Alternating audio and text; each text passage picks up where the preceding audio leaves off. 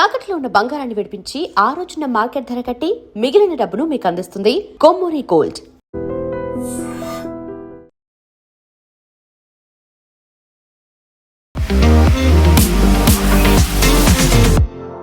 నమస్తే, నేను Kavitha. Welcome to I dream news and నిజాలు. ఎట్టకేలకు ఇరాన్ యుద్ధ విరమణ కోసం 3 కండిషన్లను అమెరికా ముందుంచింది. అందులో స్ట్రెయిట్ ఆఫ్ హర్మూజ్ని ఓపెన్ చేయడంతో పాటుగా అమెరికా తమ నౌకలని దిగ్బంధించింది, దాన్ని తొలగించాలని. ఆ తర్వాత యురేనియం నిల్వలకు సంబంధించి చర్చలు ఇప్పుడే కాదు తర్వాత చేద్దాము అనే మాటని. At the same time Iran విదేశాంగ మంత్రి మాస్కోకు కూడా వెళ్ళారు, పుతిన్తో కూడా చర్చలు జరిపారు. ఆ తర్వాత ఏమైంది అనేటువంటి మాట తెలియదు. బట్ ఒమన్ అక్కడ ఉన్నటువంటి భారత నౌకల మీద కూడా అటాక్ చేసింది. అమెరికా అధ్యక్షుడు డొనాల్డ్ ట్రంప్ ఇప్పుడు చర్చల ద్వారా జరుగుతుందా లేకుంటే శాంతి ఒప్పందమా, సీజ్ ఫైరా, వీటికి సంబంధించి విపరీతమైనటువంటి డిస్కషన్స్ అవుతున్నప్పటికీ ఏది అఫీషియల్గా బయటికి మాత్రం రావట్లేదు. బట్ భారతదేశంలో మాత్రం గ్యాస్కి సంబంధించి అలాగే పెట్రోల్ లైన్స్ అనేవి విపరీతంగా పెరిగిపోతూ కనిపిస్తున్నాయి. ఎవరెవరు ఎలాంటి చర్యలు తీసుకోవాల్సినటువంటి అవసరం ఉంది? మనతో పాటుగా ఉన్నారు సీనియర్ జర్నలిస్ట్ సురేష్ కొచ్చతిల్ గారు. సార్ నమస్తే. భారతదేశంలో చూస్తే ఇప్పుడు మళ్ళీ గ్యాస్కి సంబంధించి ఆ తర్వాత పెట్రోల్ బంకుల దగ్గర క్యూ లైన్లు విపరీతంగా పెరిగిపోయాయి. క్యాబ్లు బుక్ చేసుకోవాలన్నా కూడా ప్రైస్ డబుల్ అనేది కనిపిస్తోంది. మిగతా అన్నిటి మీద విపరీతమైనటువంటి ఎఫెక్ట్ అనేది ఉంది. ఇదంతా కూడా దాని మీద యుద్ధ ప్రభావం అనుకుంటే యుద్ధం అసలు ఎప్పటికి ముగుస్తుంది? యుద్ధానికి సంబంధించినటువంటి చర్చలు ఎక్కడి దాకా వచ్చాయి? చర్చలు మనకు తెలిసిందే. అన్నిటికంటే చాలా ఇంపార్టెంట్ యుద్ధం మొదలై ఇప్పుడు ఆల్మోస్ట్ 2 నెలలు అయిపోయింది. ముందు ట్రంప్ అన్నారు 4 to 6 weeks అన్నారు ఎండింగ్. అప్పుడు అడిగినప్పుడు ముందైతే 2 రోజులు అన్నారు, 3 రోజులు అన్న తర్వాత 4 to 6 weeks అన్నారు. ఇప్పుడు 8 వారాలు అవుతున్నాయి. యుద్ధం ఎక్కడ ఆగట్లేదు. యుద్ధం లేదు, యాక్చువల్లీ బాంబింగ్ జరగట్లేదు, ఏం లేదు. కానీ ఒక న్యూక్లియర్ బాంబ్ వాళ్ళ దగ్గర ఉన్నది, ఇరాన్ దగ్గర ఉన్నది స్ట్రెయిట్ ఆఫ్ హార్మూజ్. ఓకే, అది వాళ్ళ కొత్త న్యూక్లియర్ బాంబ్. అది it is almost like economic nuclear bomb అని చెప్పి మార్కో రూబియో చెప్పారు. ఈ పరిస్థితుల్లో ఏం చేస్తారు వీళ్ళు? ఇరాన్ దగ్గర ఉన్న 2-3 ఆప్షన్స్ ఉన్నాయి. ఒకటి, వాళ్ళ ట్యాంక్స్ ఫుల్ అవుతున్నాయి. మనం దీని గురించి మాట్లాడాం దీనికన్నా ముందు కూడా. అంటే వాళ్ళ ఫ్యూయల్ ట్యాంక్స్ ఫుల్ అయినప్పుడు దాన్ని వాళ్ళ పంపింగ్ ఆపాల్సి వస్తుంది. అప్పుడు వాళ్ళ ఆయిల్ వెల్స్ స్పాయిల్ అయిపోతుంది, అది మళ్ళీ యూజ్ చేయలేరు వాళ్ళు. రిపేర్ చేస్తే కూడా 50% రిపేర్ చేయవచ్చు. అంటే మీ దగ్గర 500 డ్రిల్లింగ్ నడుస్తుంది సైమల్టేనియస్గా ఆయిల్ పంప్స్లో. మన బోర్వెల్ లాగానే ఉంటుంది అది కూడా, కానీ చాలా డెప్త్గా ఉంటుంది.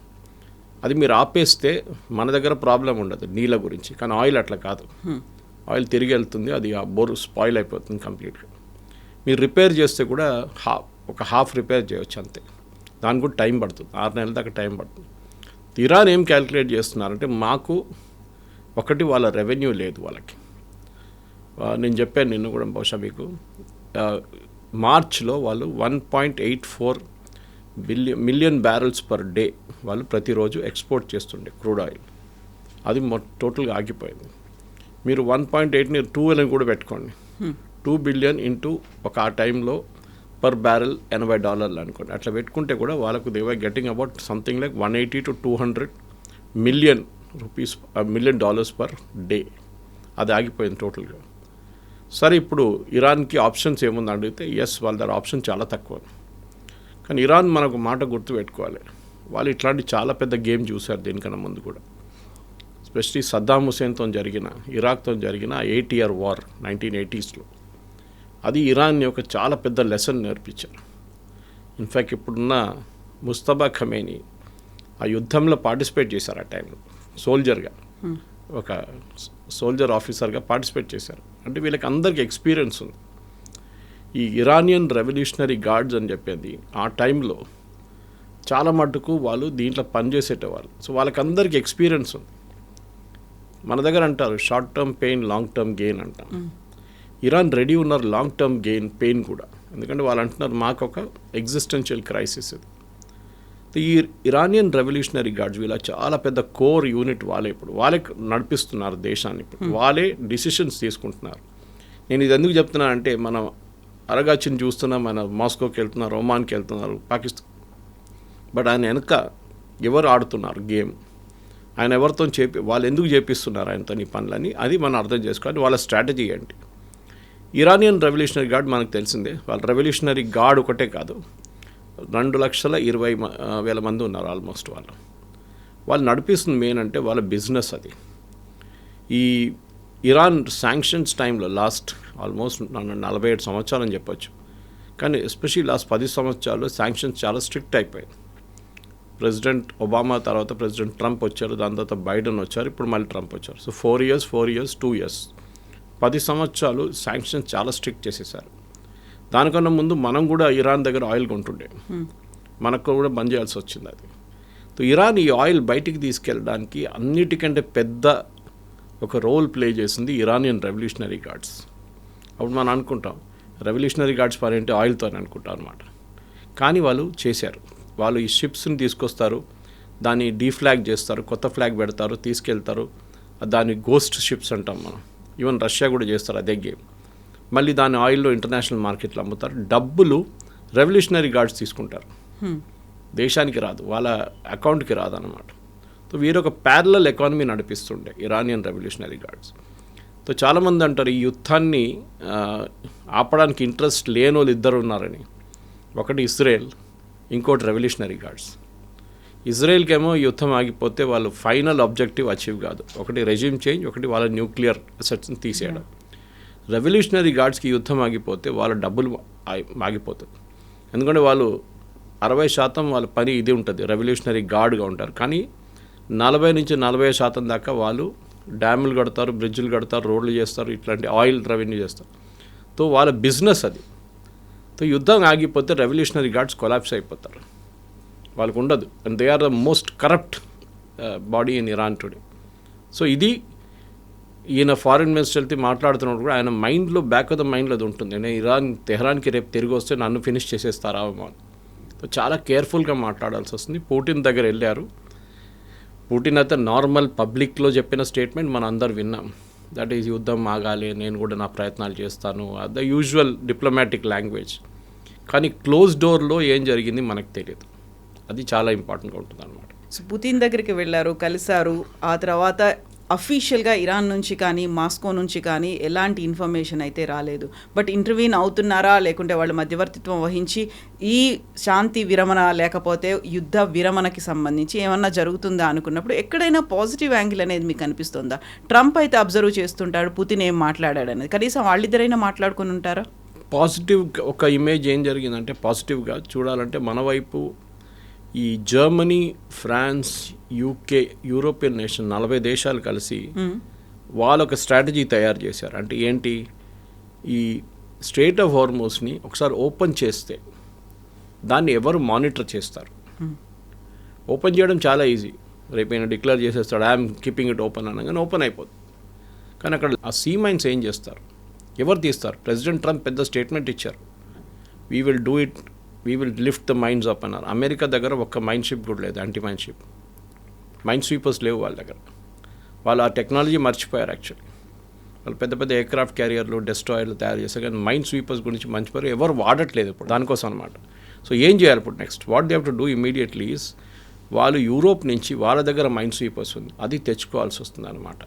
ఈ మైన్ స్వీపర్స్ని తీసుకొచ్చి స్ట్రెయిట్ ఆఫ్ హార్మోస్ ఓపెన్ చేసిన తర్వాత స్లోలీ మైన్స్ని తీయాల్సి వస్తుంది. 6 నెలలు పడుతుంది, 6 months. మనం దాని గురించి టోటలీ మర్చిపోయాము. మనం అనుకున్నాం రేపు ఓపెన్ అయిపోతే అన్ని షిప్లు రేసులు కొడతాయి, కాదు. It be very difficult.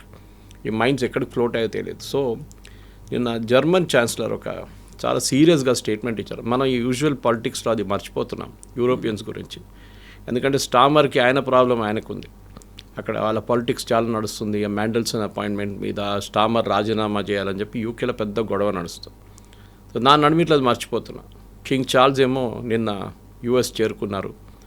ఆయన్ని ట్రంప్ తిడతారో ఏమో అని డౌట్ ఉండే అందరికీ, ఇప్పటిదాకా తిట్టలేదు ఆయన్ని, బాగానే ఉన్నాడు.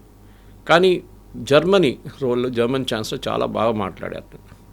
ఆయన ఏమన్నారంటే, యుద్ధం మొదలైనప్పుడు నా దగ్గర అడిగారు మీరేమైనా స్టేట్మెంట్ ఇస్తారంటే నేను ఇవ్వను, this not the right time అన్నారు. ఆ టైం చూద్దాం ఏం జరుగుతుంది. ఇప్పుడు ఆయన అంటున్నారు 2 నెలల తర్వాత అమెరికాకి ఒక ఎగ్జిట్ స్ట్రాటజీ లేదు.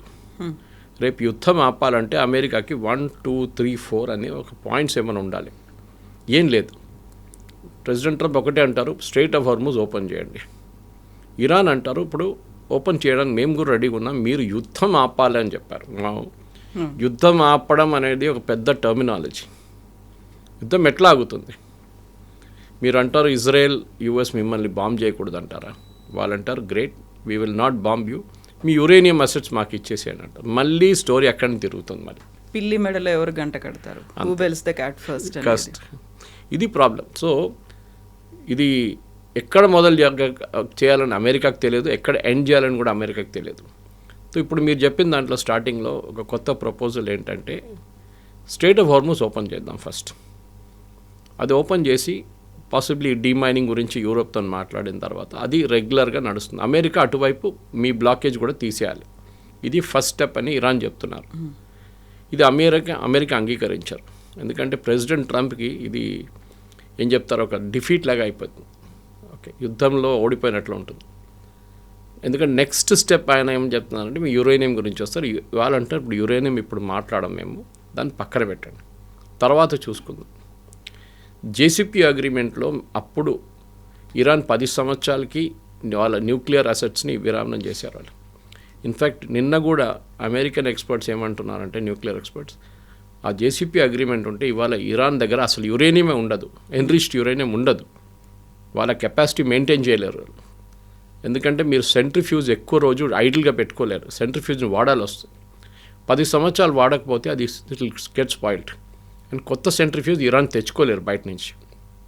ఇదంతా ఒక ఆల్మోస్ట్ 2000 ఎర్లీ 2010 మీటర్ తీసుకొచ్చారు ఈ సెంట్రిఫ్యూజ్ అంతా బయట నుంచి. ఇప్పుడు అది ఏం చేయలేరు, ఎందుకంటే ఈ సెంట్రిఫ్యూజ్ అనేది చాలా హై స్పీడ్లో తిరుగుతుంది. మన స్కూల్లో అయితే మనం టెస్ట్ ట్యూబ్ చేస్తాం, కానీ ఇదైతే it is something like 1000 rounds per second. 1000 rounds per second తిరుగుతుంది సెంట్రిఫ్యూజ్ ట్యూబ్స్, పెద్ద స్టెయిన్లెస్ స్టీల్ ట్యూబ్స్ ఇది. సో దాంట్లోనే ప్యూరిఫై చేస్తారు వీళ్ళు అనమాట. ప్యూరిఫై చేసి బాటంలో సెటిల్ అవుతుంది, మళ్ళీ దాన్ని తీసేస్తారు, మళ్ళీ తిప్పుతారు, మళ్ళీ సెటిల్ అవుతుంది, మళ్ళీ తీసేస్తారు. మనం as we do in college residue లాగా మారిపోతుంది. సో ఇది చాలా మటుకు ఇంపార్టెంట్. అది ఇరాన్ అప్పుడు అంగీకరించారు. ఇప్పుడు తిరిగి చూస్తే agreement was very good. President Obama, ఇప్పుడు ట్రంప్ ఏమంటున్నారంటే ఆయన చింపి పడేస్తారు, మీకు తెలుసు కదా కాగితాలు, ఇదంతా యూజ్లెస్ అని చెప్పి. ట్రంప్ మొన్న ఒక స్టేట్మెంట్ ఇచ్చారు, కవిత గారు, మేమెందుకు పాకిస్తాన్కి వెళ్ళాలి, 18 గంటలు ట్రావెల్ చేయాలి, life is become very tiring, very tough these days అన్నారు. పాసిబ్లీ ఆయన యుద్ధం గురించి మాట్లాడుతున్నారు. ఆయన రిమైండ్ చేయాలంటే ఏంటంటే President Obama and John Kerry వాళ్ళ సెక్రటరీ ఆఫ్ స్టేట్, వాళ్ళు 21 నెలలు కష్టపడ్డారు దీనికోసం. జాన్ కెరీ ఎంత తిరిగారో అందరికీ తెలుసు, రికార్డ్ ట్రావెలింగ్ ఉండే ఆయనది. ఆయన వెళ్తారు ఇరాన్కి, తిరిగి వస్తారు, మళ్ళీ వెళ్తారు, మళ్ళీ తిరిగి వస్తారు, అంతా 18 అవర్ ఫ్లైటే కదా అంతా. సో నిన్న ఈవెన్ పాస్ట్ యుఎస్ ప్రెసిడెంట్స్ కూడా చాలా మటుకు ట్రావెల్ చేశారు దీనికోసం.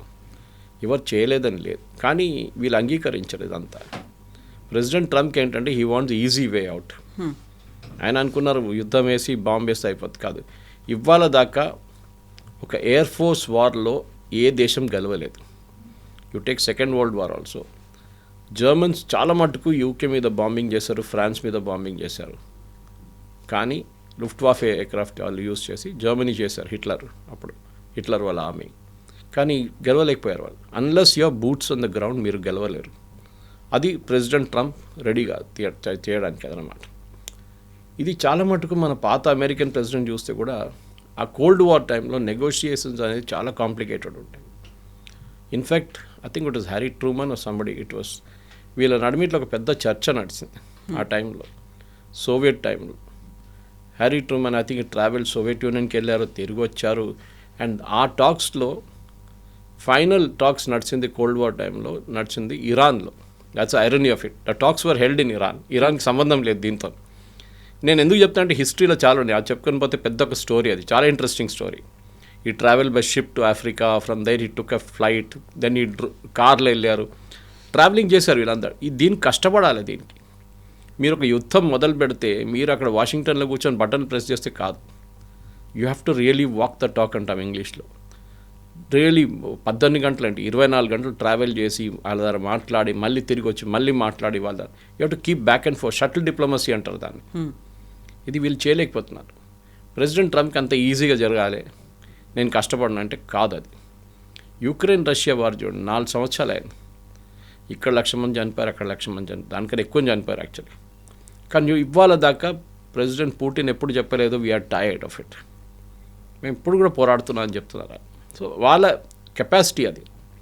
ఈయనేమో యుద్ధం కానే కాలేదు ఇప్పుడు దాకా, దాని లోపల ఐఎమ్ వెరీ టైర్డ్, ఇది 18 hours ఎవరు ట్రావెల్ చేస్తారు, నేనైతే చేయను, వాళ్ళని కూడా పంపించను అంటే హూ విల్ టాక్ దెన్? ఎవరితో మాట్లాడతారు మీరు? ఎందుకు మాట్లాడతారు?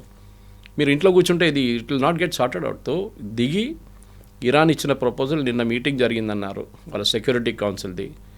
క్యారెన్ లివిట్ దగ్గర అడిగారు, వైట్ హౌస్ ప్రెస్ సెక్రటరీ దగ్గర, ఏంటి రీడౌట్ ఏమైనా ఉందా అని అడిగారు. అంటే మీటింగ్ మినిట్స్ ఏం లేదు, ప్రెసిడెంట్ ట్రంపే చెప్తా అన్నారు. ఆయన ఇవాళ దాకా దాని గురించి మాట్లాడలేదు. అంటే ఒక నిర్ణయం తీసుకోలేకపోతున్నారు కవిత గారు, which is a very dangerous thing. అంటే మీరు ఒక స్టేటస్ కో మెయింటైన్ చేసుకుంటున్నారు. ఇరాన్ చూద్దాం, ఇరాన్ ఏం చేస్తారో చూద్దాం, ఇరాన్ ఏం చేస్తారో చూద్దామని కాదు, మీ వైపు నుంచి కూడా ఉండాలి. ఇప్పుడు ఇరాన్ ఫారెన్ మినిస్టర్ ఏమంటున్నారు, మేము చర్చల గురించి అడగలేదు, ప్రెసిడెంట్ ట్రంప్ అడిగారంట చర్చలు కావాలని చెప్పేసి. ఈ wanted second round of talks, we didn't want it అంటున్నారు. కానీ ప్రెసిడెంట్ ట్రంప్ దగ్గర నుంచి డినైల్ రాలేదు ఇప్పుడు. ఇంకోటి, అమెరికాలో కొంతమంది మీడియా ప్రొఫెషనల్స్ ఉన్నారు, వాళ్ళ స్పీచెస్ని అనలైజ్ చేస్తారు, చాలా బాగా చేస్తారు. సో వాళ్ళు ప్రెసిడెంట్ ట్రంప్ లాంగ్వేజ్ చూస్తున్నారు. We have all the cards on the table, we have one the war, మేము వాళ్ళు మొత్తం కొట్టేసాం. వాళ్ళు లీడర్షిప్ సేమ్ స్టేట్మెంట్ అయినా ఇప్పుడు దాకా 35 సార్లు రిపీట్ చేశారు. 35 సార్లు. What is said on day 5, యుద్ధం మొదలై 5 రోజుల తర్వాత చెప్పిన స్టేట్మెంట్ ఇవాళ కూడా చెప్తున్నారు. అంటే మీరు కొత్తది ఏం చేశారు? 5 నుంచి ఇప్పుడు ఈ 2 నెలలు అవుతున్న 5 రోజుల నుంచి నెలల పాటు ఇప్పుడు వస్తున్నప్పుడు మీరు ఏం చేశారు?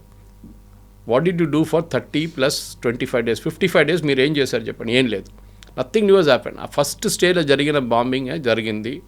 దాని తర్వాత వీళ్ళ అసెట్స్ మీద కొట్టారు, కొన్ని న్యూక్లియర్ సైట్స్ మీద కొట్టారు, అది అయిపోయింది. దాని అవతల ఏం జరగట్లేదు. ఇప్పుడు ఒక కంప్లీట్ ఫ్రీజ్ అయిపోయినట్లుందన్నమాట. అమెరికానేమో మేము అలసిపోయామని చెప్తోంది, ఇరాన్కేమో ఒక అవసరమైన యుద్ధం ముగించాల్సినటువంటి పరిస్థితులు ఉన్నాయని చెప్తోంది. బట్ ఇజ్రాయెల్ మాత్రం యాక్టివ్గానే ఉందా? కరెక్ట్. వాళ్ళు మీరు లెబనాన్లో చూసుంటారు, సీజ్ ఫైర్ అని చెప్పారు ఫస్ట్ ప్రెసిడెంట్ ట్రంప్. వారం పాటు 10 రోజుల పాటు దాన్ని ఎక్స్టెండ్ చేశారు 2 weeksకి. 2 నెలల్లో 2 వారాలు తెలియదు ఎగ్జాక్ట్లీ నాకు, 2 వారాలు అనుకుంటాను. మళ్ళీ ఇజ్రాయెల్ డైలీ బాంబ్ చేస్తున్నారు, డైలీ. ఇప్పుడు హెజ్బుల్లా ఏమంటున్నారంటే మేము సూసైడ్ అటాక్లు మొదలు పెట్టేస్తాం. వాళ్ళు యాక్చువల్లీ కొన్ని రోజుల నుంచి చేయట్లేదు, కొన్ని రోజులు కాదు కొన్ని సంవత్సరాల నుంచి చేయట్లేదు సూసైడ్ బాంబింగ్. అదే ఇటు మొదలైతే then Israel will go all out. ఎందుకంటే ఇది ఇరాన్ నిన్న కూడా వాళ్ళ స్టేట్మెంట్ ఇచ్చారు, మేము మా రీజనల్ అలైస్ని మేము వాళ్ళ తోడే ఉంటాం, మేము we will not give up అని. అంటే హెజ్బుల్లా, హూతీ, హమాస్ వీళ్ళు ముగ్గురు మాతోనే ఉంటారు, వాళ్ళకి మేమే సహాయం చేస్తామని చెప్పేసి క్లియర్గా చెప్తున్నారు. మన అందరు తెలిసిందే, ఇరాన్ సహాయంతోనే హెజ్బుల్లా ఈ స్టేట్లో ఉన్నారు. ఇవాళ బషర్ అల్ అసాద్ గవర్నమెంట్ ఉన్నప్పుడు కూడా చాలా మట్టుకు ఇరాన్ నుంచే ఆయుధాలు డైరెక్ట్ లెబనాన్కి వెళ్తుండే through Bashar al Assad government.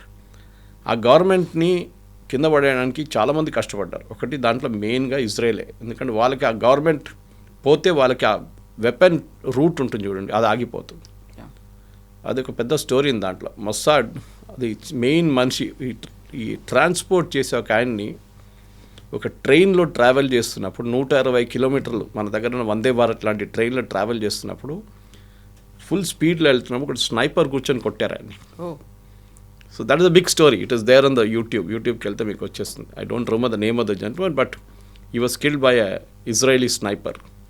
So వాళ్ళకి ఇజ్రాయెల్కి ఏంటంటే వీళ్ళు ఆయుధాలు ఆపాలి, మెయిన్గా ఆయుధాలు సప్లై రాకూడదు. అండ్ ఇరాన్ దగ్గర లేదు కూడా ఇప్పుడు ఆయుధాలు. కానీ హెజ్బుల్లా దగ్గర ఉన్న ఆయుధాలని వాళ్ళు డిసామ్ చేయాలి. ఇప్పుడు లెబనాన్ మాట్లాడలేదు చూడండి, లెబనాన్ క్వైట్ అయిపోయారు. నేను చెప్పాను చూడండి, మున్సిపల్ ఎలక్షన్ కూడా ఉండే వాళ్ళ దగ్గర. వాళ్ళు ఎందుకు క్వైట్ అయిపోయారంటే వాళ్ళు దే కెనాట్ హ్యాండిల్ హెజ్బుల్లా, వాళ్ళు చేయలేరు. సో ఇజ్రాయెల్ సెల్ఫిష్ మోటివ్ ఏంటంటే ఇరాన్ని కంప్లీట్గా నాశనం చేసేదాకా మేము ఆగము. యూఎస్ కావాలంటే వెళ్ళిపోవచ్చు, నాకు ప్రాబ్లం లేదు, మమ్మల్ని అడ్డుకోకూడదు అంతే. మా పని మమ్మల్ని చేయనియండి, మేము మా పని మేము చేసుకుంటాం, మీ వైపు నుంచి మాకు పొలిటికల్గా మమ్మల్ని ఆపకూడదు. That is the main thing.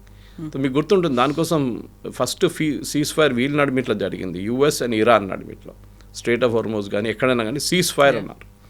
అప్పుడే వీళ్ళు అన్నారు అక్కడ కూడా సీజ్ ఫైర్ కావాలంటే కాదని చెప్పారు ట్రంప్, మీకు గుర్తుంటుంది అది.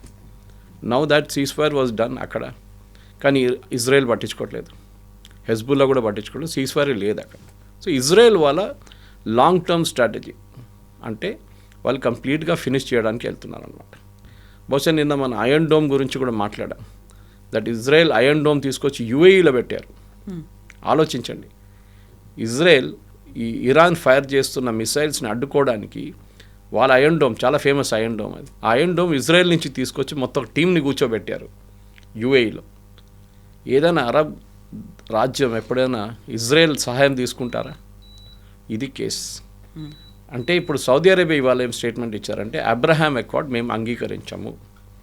ఈ అబ్రహాం అకార్డ్ మెయిన్ మనిషి President Trump son in law Jared Kushner. ఆయన ప్రెసిడెంట్ టర్మ్ ఫస్ట్ టర్మ్లో ప్రెసిడెంట్ ట్రంప్ ఉన్నప్పుడు 2018 టర్మ్లో అప్పుడు జారెడ్ కుష్నర్ చేసిన మెయిన్ ఒక పని ఇది అబ్రహాం అకార్డ్. అంటే ఏంటి Abraham accord? Israel as a nation మీరు అంగీకరించాలి, అంతే. మీరు ఇజ్రాయెల్ ఎగ్జిస్ట్ అని చెప్పి అంగీకరించి సంతకం పెట్టాలి. దాన్ని ఫస్ట్ నేషన్ అరబ్ కంట్రీస్లో చేసింది యుఏఈ. యుఏఈ ఒక ఏం చెప్తారు, ఒక ప్రో అమెరికన్గా మారిపోయారు, ప్రో ఇజ్రాయలీగా మారిపోయారు. పక్కన ఉన్న సౌదీ అరేబియాకి అది పెద్ద ప్రాబ్లం. సౌదీ అరేబియాకి ఇజ్రాయెల్తో అసలు పడదు. And more importantly Saudi Arabia ఇరాన్తో కూడా వాళ్ళకి పడదు. ఒకటి షియా, ఇక్కడ ఒక సున్నీ, నడిమిట్లో UAE. UAE is now becoming a చాలా క్రూషియల్ పాయింట్. ఎందుకంటే ఒకటి వాళ్ళ ఎకానమీ టూరిజం మీద డిపెండెంట్ ఉండే, వాళ్ళకి ఇది ఎంత రేపు ఫినిష్ అయిపోతే బాగుంటుందని. కానీ అంత ఈజీ కాదు కవిత గారు. యుద్ధం రేపు ఆగితే కూడా దీని ఆఫ్టర్ ఎఫెక్ట్స్ మినిమం 2 సంవత్సరాల దాకా ఉంటుంది. సో ఆ ఎఫెక్ట్ అనేది ఇప్పుడు మన దగ్గర కూడా కనిపిస్తున్నట్టుంది కదా, లైన్లలో ఉంటున్నారు పెట్రోల్ బంకుల దగ్గర, ఇవన్నీ కనిపిస్తున్నాయంటే నో షార్టేజ్ బోర్డులు పెట్టినప్పటికి కూడా ఒక ప్యానిక్ క్రియేట్ అవుతుందా, లేదు నిజంగానే ఒక క్రైసిస్ అనేది వచ్చిందా? మీరు నిజంగా 2 years అని అంటున్నారు, 2 years అన్ఇమాజినబుల్, అసలు మన వల్ల కాదు అలాంటి పరిస్థితి. ఇప్పటికిప్పుడు 2 నెలలకి ఇలాంటి పరిస్థితి ఉంటే భవిష్యత్ ఏంటి? లేదు, మనకు ప్రాబ్లం లేదు. I'm reading from a government statement, ఇవాళ టైమ్స్ ఆఫ్ ఇండియాలో వచ్చింది. Sujatha Sharma, joint secretary petroleum and natural gas, ఈ ఆంధ్రప్రదేశ్లో కొన్ని చోట్ల జరిగిన ఈ panic buying was cause by panic buying and centre was in touch with this. మా దగ్గర 30 నుంచి 33% డీజిల్ సేల్ సర్టన్ స్టేట్స్లో పెరుగుతుంది అంటున్నారు. అది ప్యానిక్ బయింగ్ ఉండొచ్చు మోస్ట్లీ. ఇంకోటి సమ్మర్ ఇప్పుడు, సో డీజిల్ జనరేటర్స్ చాలా మటుకు యూస్ చేస్తారు ఎక్కడెక్కడ పవర్ ఫెయిలియర్ ఉందో. ఇన్ఫ్యాక్ట్ మొన్న country had the highest amount of electricity consumed అన్నమాట మన దగ్గర. కానీ అప్పుడు కూడా గ్రిడ్ ఫెయిలియర్ లేకుండే, చాలా బాగా నడిచింది అనమాట మన. సో ఇది ఉన్నాయి. సో ఇంకోటి ఏంటంటే వీళ్ళ పేమెంట్ సిస్టమ్ మార్చారు. ఆయిల్ కంపెనీస్ ఏమంటున్నారంటే రీటైల్ అవుట్లెట్ దగ్గర మీరు ముందే పేమెంట్ చేయండి, తర్వాత మేము డీజిల్లో పెట్రోల్ సప్లై చేస్తాం మీకు. ముందు అట్లా లేకుండే. ముందు వీళ్ళు సప్లై చేసిన తర్వాత 2 రోజుల్లో వీళ్ళు అమ్మిన పెట్రోల్ డబ్బులు, డీజిల్ డబ్బులతో వీళ్ళు డబ్బులు కడుతుండే. ఇప్పుడు ఏమైపోయిందంటే రీటైల్ అవుట్లెట్స్ వాళ్ళ దగ్గర ఉన్న డబ్బులు ముందే కట్టాల్సిందంట. అంటే మీరు ఫర్ ఎగ్జాంపుల్ మీరు ఇన్ని లీటర్స్ తెచ్చుకుంటారు డీజిల్, ఇన్ని లీటర్ పెట్రోల్ తెచ్చుకుంటే maybe 5 lakhs, 10 lakhs, 15 lakhs payment చేస్తారు మీరు. వీళ్ళకి ఈ రొటేషన్ చాలా క్రూషియల్, ఇది మార్జిన్ తక్కువే కదా, సో రొటేషన్ ఉండాలి కాన్స్టెంట్లీ. ఇప్పుడు వీళ్ళేమంటారంటే మాకు 2-3 రోజుల తర్వాత వస్తుంది డీజిల్, పెట్రోల్, అన్నీ రావట్లేదు. మెయిన్గా వీళ్ళు కాన్సన్ట్రేట్ చేస్తున్న సిటీ అవుట్లెట్స్ మీద కాన్సన్ట్రేట్ చేస్తున్నారు. సిటీలో ప్యానిక్ ఉండకూడదు అని చెప్పేసి. మీరు నార్త్ ఇండియాలో ప్యానిక్ లేదు. నిన్న జరిగింది ఆంధ్రప్రదేశ్లోనే. చంద్రబాబు నాయుడు గారు అన్నారు అదేదో వాట్సాప్ మెసేజెస్ పంపించారంటే ఎవరో, దాంతో జరిగిందని. సో ప్యానిక్ బయింగ్ చేయక్కర్లేదు, వీ హ్యావ్ ఇనఫ్ స్టాక్ అని చెప్పి చాలా క్లియర్గా వీళ్ళు చెప్పారనమాట, యూనియన్ పెట్రోలియం మినిస్ట్రీ. అది కాకుండా ఆంధ్రప్రదేశ్లో 400 ఫిల్లింగ్ స్టేషన్ షట్ డౌన్ చేశారు temporary due to severe fuel crisis cause by panic buying అంటున్నారు. The other states have no such problem అని చాలా క్లియర్గా. ఇప్పుడు ఈ పిఎన్జీ స్టాక్ గురించి మాట్లాడుతున్నారు. సో పిఎన్జీ గురించి కూడా చెప్తే సఫిషియెంట్ స్టాక్స్ మా దగ్గర డీజిల్, పెట్రోల్ ఉంది, ఏ సిచ్యువేషన్ మాకు ప్రాబ్లం లేదు అని చెప్తున్నారు. మా స్ట్రాటజిక్ ఆయిల్ రిజర్వ్స్ కూడా ఉంది మన దగ్గర చాలా మటుకు. 63 రోజుల స్టాక్ మన దగ్గర ఉంది. ఈ రోజు నుంచి ఇంకా ఈ రోజు కదా, ఎప్పుడు ఓకే, ఎప్పుడు మన దగ్గర 63 రోజులు ఉంటుంది. ప్రతి దేశం ఇది మెయింటైన్ చేస్తారు. చైనా ఇస్ ద హైయెస్ట్, 240 రోజుల స్టాక్ వాళ్ళ దగ్గర ఉంటుంది. సో అది కాకుండా పిఎన్జీ గురించి చెప్పారు. పిఎన్జీలో కనెక్షన్ తీసుకున్న వాళ్ళు 42,000 మంది పిఎన్జీ కనెక్షన్ తీసుకున్నారు. వాళ్ళ ఎల్పిజీ కనెక్షన్ సరెండర్ చేయాల్సి వస్తుంది. ఇప్పుడు మీ ఇంటికి పిఎన్జీ కనెక్షన్ వస్తే పైప్ న్యాచురల్ గ్యాస్, మీ ఎల్పిజి డియాక్టివేట్ అయిపోతుంది, మీకు ఎల్పిజి తీసుకోలేరు. ఎందుకంటే అది ఇది 2 కావాలంటే కాదు, ఏదో ఒకటి తీసుకోండి అంతే. అండ్ మోస్ట్లీ పిఎన్జీ తీసుకోవాల్సి వస్తుంది. సో స్లోలీ, ఎందుకంటే మన దేశంలో 50% పైప్ న్యాచురల్ గ్యాస్ మన దేశంలోనే ప్రొడ్యూస్ అవుతుంది. సో గవర్నమెంట్ ఈ బయట ఉన్న దాన్ని డిపెండెన్సీ తగ్గించడానికి వాళ్ళు చేసిన. ఇంకోటి గడ్కరీ గారు మనం చెప్పారు, we should do 100% ethanol blending, which is impossible. ఎందుకంటే మన దగ్గర ఇప్పుడున్న ఇంజిన్స్ స్పెషల్లీ కార్ ఇంజిన్స్ చూడండి, అది ఎథనాల్ 20-30% తీసుకోగలదు. 40 కూడా కొంచెం టఫ్ ఉంటుంది. కొత్త ఇంజిన్లు కావాలంటే they can go to 100% ethanol also. కానీ దానికి టైం పడుతుంది. బహుశా ఇంకో 5-10 సంవత్సరాల తర్వాతనే 50-60% బ్లెండింగ్ తీసుకుంటే మన ఇంపోర్ట్ బిల్ అంతా తగ్గిపోతుంది. మన గల్ఫ్ నేషన్స్ మీద డిపెండ్ కాక్కర్లేదు. చేయాల్సింది. It's a good move. Already మన దగ్గర ఎలక్ట్రిక్ కార్స్ మొదలైనవి, చాలా మటుకు ఎలక్ట్రిక్ 2 వీలర్స్ మొదలైనవి. So over a period of time బహుశా నెక్స్ట్ 10 yearsలో మన ఇంపోర్ట్ బిల్ 50-60% కట్ డౌన్ అయిపోతుంది, విచ్ ఇస్ చాలా పెద్ద మూవ్. ఎందుకంటే మనకు తెలుసు ఇండియన్ రైల్వేస్ దగ్గర ముందు డీజిల్ ఇంజిన్సే ఉండే మొత్తం, దానికన్నా ముందు కోల్ ఇంజిన్స్ ఉండే, తర్వాత డీజిల్ ఇంజిన్స్. ఇప్పుడు ఇండియన్ రైల్వేస్ మొత్తం ఎలక్ట్రిఫై చేసేసరి కంప్లీట్గా. సో వాళ్ళ సేవింగ్స్ ఆలోచించండి, ఎంత పెద్ద సేవింగ్స్ ఉంది వాళ్ళకి. టెన్షనే లేదు వాళ్ళకి, డీజిల్ లేదంటే ఏం కాదు, మాకు ఎలక్ట్రిసిటీ ఉంది కదా అని చెప్పేసి అది నడిపించుకోండి. So no problem. ఈ ప్యానిక్ బయింగ్ బంద్ చేస్తే బాగుంటుంది. లైన్లు కట్టకండి. పెట్రోల్ డీజిల్ అడిక్వేట్ స్టాక్ ఉంది. ప్రాబ్లమ్ ఈజ్ ఓన్లీ ఈ పేమెంట్ మెకానిజం మార్చారు, దాంతోనే ప్రాబ్లం వచ్చింది. అది కాకుండా సిటీలో ఈ సండే డీజిల్ పెట్రోల్ సప్లై కాలేదు చర్లపల్లి అక్కడ అవుట్లెట్ నుంచి. అది బహుశా అదేదో మిస్కమ్యూనికేషన్ ఉండొచ్చు. మేబీ వాళ్ళు ఒక రోజు బ్రేక్ తీసుకున్నారేమో, సో దాంతో జరిగింది. కానీ I don't think there is a major issue. కాకపోతే గల్ఫ్ ఆఫ్ ఒమన్ దగ్గర మన నౌకల మీద అటాక్ జరిగింది. 2 నౌకల మీద ఒక హెచ్చరికలు జారీ చేశారు. ఇరాన్ వాళ్ళు IRGC అటాక్ చేసింది అనుకున్నప్పుడు ఇంకా అక్కడ ఉన్నటువంటి భారతీయులు లేకుంటే ఆ నౌకలో ఉన్నటువంటి సిబ్బంది అందరికీ ఒక ప్యానిక్ అనేది వస్తుంది. ఆ తర్వాత నిజంగా అలాంటి పరిస్థితి ఉంటే మనతో ఫ్రెండ్షిప్ బాగానే ఉంది కదా, మళ్ళీ మన దాని మీద ఎందుకు అటాక్ చేశారు అనేది వస్తుంది. ఆ తర్వాత మళ్ళీ రావడానికి కష్టం అవుతుంది కదా, క్రైసిస్ అనేది వస్తుంది కదా అనే ఆలోచనలు. ఇన్ఫ్యాక్ట్ ఆ రోజు జరిగిన అటాక్ తర్వాత ఒక్క అటాక్ కూడా ఇవాళ దాకా జరగలేదు. అది వాళ్ళేమన్నారంటే వాళ్ళ వైపు నుంచి మిస్కమ్యూనికేషన్. అంటే వీళ్ళ దగ్గర లోకల్ కమాండర్స్ ఉంటారు. ఈ లోకల్ కమాండర్స్కి ఇండియా షిప్ ఏది, చైనా షిప్ ఏది అని తెలియదు. They are not maritime experts. A flag ఉంది, ఓనర్ ఒకరు ఉండొచ్చు. Owner might be an Indian, flag might be a Liberian, operating crew might be Philippines. ఇట్లా ఉంటుంది ఎట్లయినా.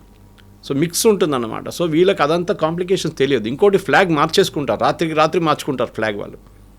ఓకే, వాళ్ళు ఏం చెప్తారు, UK ఫ్లాగ్ ఉంటే దాన్ని దింపి వీళ్ళు ఇండియన్ ఫ్లాగ్ పెడతారు. ఆ రోజు అటాక్ జరిగిన తర్వాత మీకు గుర్తుంటుంది, ప్రెసిడెంట్ ట్రంప్ అన్నారు, ఈ డిడ్ంట్ మెన్షన్ ఇండియన్ షిప్స్. ఆయన ఏమన్నారు, ఒక UK షిప్ ఇంకొక ఫ్రెంచ్ షిప్ని కొట్టారని చెప్పారు. వేరేజ్ మనం ఏం చెప్పాం, మన షిప్ అని చెప్తున్నాం, దానికి పేర్లు మనదే ఉన్నాయి.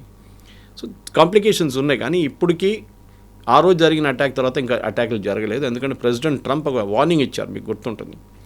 If you see any ships, అంటే ఇరానియన్ షిప్స్, చిన్న షిప్స్ మైన్ వేయడం మేము చూస్తే వాళ్ళని మేము ధ్వంసం చేసేస్తామన్నారు. ఇరాన్ దగ్గర ఇప్పుడు మైన్ లేయింగ్ కెపాసిటీ షిప్స్ లేవు వాళ్ళ దగ్గర. వాళ్ళు మ్యాక్సిమం ఏం చేయొచ్చు అంటే ఇట్లాంటి చిన్న క్రాఫ్ట్ తీసుకెళ్ళి, చిన్న బోట్లు తీసుకెళ్ళి దాని నుంచి మైన్ కింద పడేయచ్చు. కానీ వాళ్ళ మైన్స్ కూడా ఇప్పుడు లేదు. వాళ్ళు వేసిన మైన్స్ కూడా ఎక్కడుందో వాళ్ళకి తెలియదు ఇప్పుడు. సో వార్నింగ్ ఎట్లయిందంటే, అంటే మీ షిప్పులు దిగంగానే మిమ్మల్ని కొట్టేస్తాం, మీరు మైన్స్ వేస్తారో ఏమేస్తారో మాకు తెలియదు. కానీ ఇవాళ దాకా దాని తర్వాత అటాక్లు ఏం జరగలేదు. ఏ షిప్ని వాళ్ళు హైజాక్ చేయలేదు, బోర్డ్ చేయలేదు. సో ఇప్పుడు ఒక స్టేటస్ కో లాగా ఉంది. అటువైపు US ఆపేస్తున్నారు ఇరానియన్ షిప్స్ని, ఇటువైపు వీళ్ళు ఇక్కడి నుంచి బయటికి వెళ్ళడానికి. కానీ ఏదో ఒక రోజు నెక్స్ట్ 3 daysలో I think there will be a breakthrough. ఎందుకు ఎక్కువ రోజులు ఇప్పుడు ఆల్రెడీ 110కి వెళ్ళిపోయింది పర్ బ్యారల్ ఆయిల్. ఎక్కడ 70 ఉండే, ఎక్కడ 60 ఉండే, ఇప్పుడు 110 దాకా వచ్చేసారు. సో ఎక్కువ రోజులు. ఇన్ఫ్యాక్ట్ మీరు యూరోప్లో చూడండి కవిత గారు, మన సిచ్యువేషన్ చాలా బెటర్. యూరోప్లో 400 నుంచి 550 ఫ్లైట్లు క్యాన్సిల్ చేశారు నిన్న మొన్న అంతా. ఇవాళ కూడా అదే ఉంటుంది. వాళ్ళ దగ్గర జెట్ ఫ్యూయల్ లేదంటున్నారు. ఆలోచించండి. అట్లీస్ట్ వీఆర్ బెటర్ దాని దాకా. మన దగ్గర ఇక్కడి నుంచి ఫిల్అప్ చేసుకోవచ్చు కావాలంటే, కానీ అక్కడ వెళ్ళినప్పుడు యూరోప్లో లేదు, ఫ్యూయల్ లేదు, ఆస్ట్రేలియాలో లేదు. They are in very bad shape.